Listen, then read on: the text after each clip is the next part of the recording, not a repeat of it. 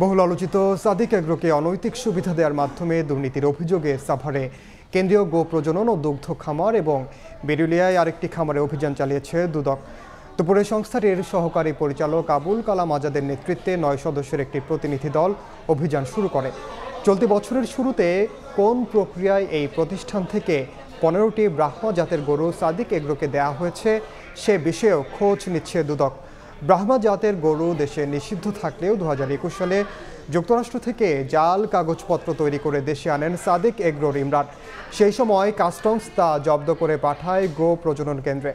নিজেদের জালিয়াতির মাধ্যমে আমদানি করা গরু ৩ বছর পর আবারও সংশ্লিষ্ট প্রতিষ্ঠানের সঙ্গে কারসাজির মাধ্যমে নিলামে অংশ নিয়ে ফিরিয়ে নেয় সাদিক এগ্রো। এই অভিযোগ তদন্তে আজ অভিযানে যায় দুদক।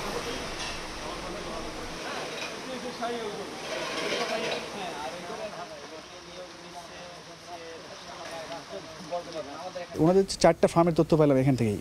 আমরা জানতাম তো 2টা, এখন দেখছি 4টা হয়ে গেছে। এখানে কাগজপত্র পাই নাই আমরা, ঠিক আছে। তবে এখানে এই যে বীজ কালেক্ট করছে এইটা তথ্য ওনাদের খাতায় লিখে রাখছে ওনারা। এটা আমদানিযোগ্য না বা উৎপাদনযোগ্য না, তাহলে তো এটা বোঝা যাচ্ছে।